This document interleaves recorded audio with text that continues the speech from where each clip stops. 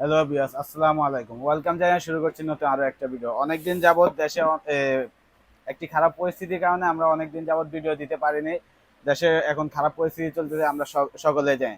তো অনেকদিন পরে আপনাদের জন্য আমরা নতুন মডেলের একটি ড্রোন নিয়ে হাজির হলাম। তো আজকে আমি চেষ্টা করব এই ড্রোনটির ফিউচার সম্পর্কে আপনাদেরকে জানানো এবং এটার প্রাইস সম্পর্কে আপনাদেরকে জানিয়ে দেবো। তো ভিডিওটি বেশি লং না করে চলুন ড্রোনটি আনবক্সিং করা যাক।